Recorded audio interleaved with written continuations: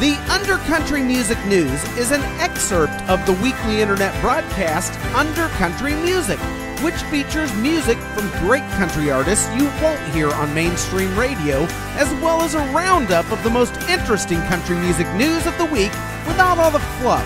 To listen and subscribe to the full weekly episode, please visit undercountrymusic.com or simply subscribe to the Undercountry Music Podcast on iTunes. Let's get into it. Little bluegrass there for you. Didn't see that one coming, did you? Hey, I like that bluegrass. I like anything with the little twang to it. I like country. I like Americana. I like that bluegrass. I like punkabilly, psychobilly, punk country. Southern rock. I just dig it. That's what I do. As long as it's not lame and generic with tons of bad cliches, I dig it.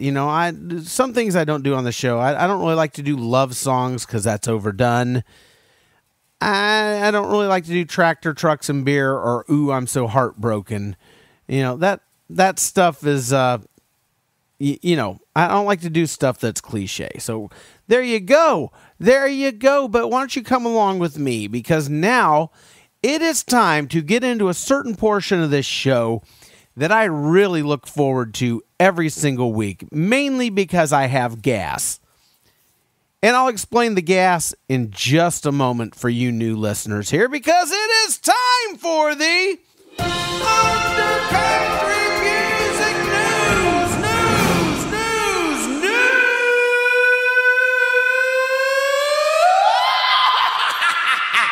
News. The Undercountry Music News is the portion of the show where I round up the week in country music news by typing the search term country music news into Google. You could do it, but I've already done it for you. And what I do so that you don't have to is that I go onto every web page that shows up under the search term country music news on the front page of Google that purports to have country music news, and I cut through the fluff. I cut through the garbage. I cut through all that award show BS.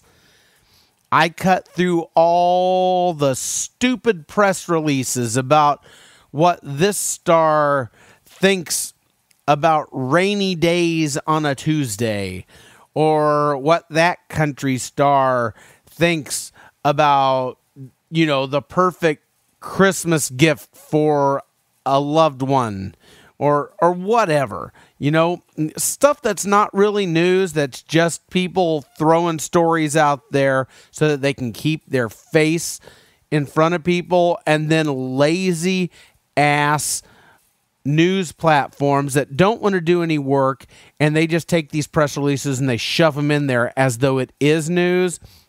Well, that's BS. So what I do is I go onto all these websites, and I try to find the one or two essential country music news stories that actually are country music news, and I compile them all right here for you so that you just get straight to the nitty-gritty, all right, down in the city.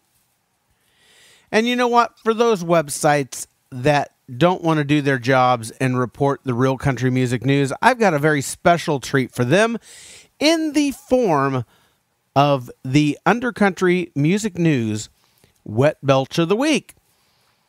Sometimes nobody gets it, because if I find at least one newsworthy story on there, they don't get the belch. But if they got nothing, doo-dah, zippity-doo-dah, then I give them the belch. And it sounds a little something like this, in case I don't get to one. And you know what? I might have several belches to give out. I may have no belches to give out. Sometimes, you know what? There was a time I went an entire month without belching on this show.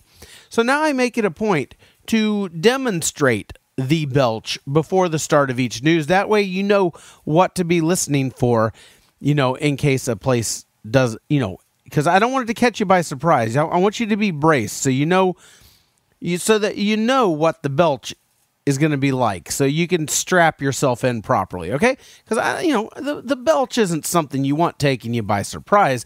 That's like going to shake somebody's hand and they've got a flipper for an arm and they don't let you know, and they just you're holding out your hand, and then all of a sudden you're shaking a flipper and you're like, whoa, dude, give a guy a heads up first, because I don't want to freak out on the flipper there. Not a Ron White comedy thing, okay? I mean, I got nothing against flippers. It's cool, dude. You got a flipper? It's cool. I'll shake the flipper. Just, give me a heads up before you break out with the flipper, okay? All right, the belch goes something like this.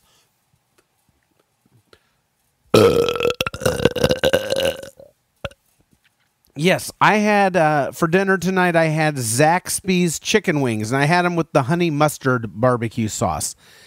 And right now, I am sipping on the refill soda that I got on my way out the door. What did I get? Oh, yes, it was one of those soda machines where you can pick, where you can combine, up to 100 different flavors. This is the greatest invention ever. This is a little boring. It's just a Coke with vanilla in it, so I just made vanilla Coke. But my first drink of the night was a Seagram's Club Soda with raspberry flavoring in it. And then after that, I got the Coke with the vanilla Coke, which is helping me with my belching. But what I do is I put air in my stomach, and then I lean against the edge of my desk, which really helps to push it out for you. That way I get that nice, moist finish there. Anyway, are you ready to get into some of this country music news that I got cooking up for you? All right, let's get into it. Over at CMT, Country Music Television this week, it's the Under Country Music News Wet Belch of the Week. They had nothing. It was all about some stupid awards show. I can't even watch awards shows anymore. It's just all BS, So anyway, let's move on. Now that we've got the burp out of the way, let's go on to Taste of Country. It's another Under Country Music News Wet Belch of the Week. My goodness. Well deserved. They got nothing at Taste of Country. And we're going to show you how pathetic those two places are for having nothing, because the next place we're checking in with, Country Weekly, has not one, but two newsworthy stories from the world of country music. First story, Brad Paisley, Tom Forrest of Taillight TV, and Trevor Drinkwater of Arc Entertainment, they've combined their wonder triplet powers to start a new YouTube channel. I can barely talk today, huh? To start a new YouTube channel called My Country Nation, which takes the viewer on a myriad, I say, of adventures with all your favorite country stars and other Southern personalities outside of their public personas that you may know them by. I think they got something, they got a special with Sarah Evans. They go hunting with some person, and coon hunting with somebody, and it's supposed to be awesome. Go check it out. Look for, what's it called? My Country Nation. Yes, look for My Country Nation on YouTube. Let me know how it is. I actually haven't watched it yet. I'm just here letting you know it's there, so you can go for it. I'll try to get a view in before next week. I don't know if I'll be able to, though. And moving along over at Country Weekly, we do have some sad news. And that sad news is that Dawn Sears of the Time Jumpers has passed away at age 53 from lung cancer, which she's been battling for the past few years. She actually became a spokesperson for, lung cancer awareness during that time as well. Tried to, use the time she had left to really make a difference. And, well, Godspeed to you, Dawn Sears. Sad to lose you. All right, we're going to move along here over to GAC, Great American Country. Let's see what they got over there. You got, oh, man, 3 Under Country Music News Wet Belches of the Week? Have I ever had 3 in one week? I think I've only had 2 at the most. I think I just set a belching record on this show. The most belches ever in the news section.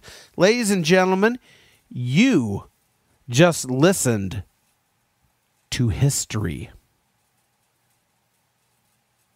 Wrap your brain around that one for a little while. Okay, we're going to kick it on over to theboot.com, where you can watch the new lyric video for Luke Bryan's new song, I See You. Not intensive care unit. It's actually I-C-S-E-E-E. You. Did I put too many E's in C? Whatever. I had to listen to it. It's the same old crap he always puts out. And the video is about as uninteresting as the song. I would not waste my time with this, but if Luke Bryan does something for you and you like all the other stuff he puts out, you'll probably like this. And I don't personally care for it, but it's over there at theboot.com. And so get on over there and check it out if that's your thing. Also over at theboot.com, in contrast to the crap that Luke Bryan has just put out, Miranda Lambert has a brand new single out called Little Red Wagon. I grabbed it. I had a listen, and I S you not. This song is going to be an absolute smash hit. It's interesting, has some awesome twists and turns in it. It's just ear candy to the max. It's great. I highly recommend that you get a listen on Miranda Lambert's new song, Little Red Wagon. And I got to tell you, I think that regardless of if you're inspired to go seek it out and listen to it or not, I get a feeling you're going to be hearing it, whether you want to or not. It's just that good. All right, over at the 615, which is a subsection of Billboard.com, which is dedicated to music happenings emanating from the Nashville area. And it's called the 615. For those of you who aren't in the Nashville area, it's called the 615 because that is the area code for the Nashville area. It's my area code, too, down here in Murfreesboro, Tennessee. Anyway, over at the 615, they got a couple stories. Craig Wayne Boyd wins The Voice Series 7. He was on Blake Shelton's team, and this does mark Blake's 4th win on the show. Now, Craig Wayne Boyd gets a $100,000 grand prize. I like that. I need me some of that Craig Wayne Boyd money, baby. And he also gets a record deal. I would bet that man is partying his brains out for the next week solid. And in further news, God help us, but Colt Ford is set to release a live DVD. They still make those things? And one thing that this article reveals about Colt that I did not know is that he co-wrote Dirt Road Anthem for Jason Aldean. I never knew that, but it makes sense because that's that whole rapping part in the song, and that's kind of what Colt Ford does. He's a country rapper. And also some more interesting stuff in the show about the ways that he's finding success in the industry without much radio airplay at all.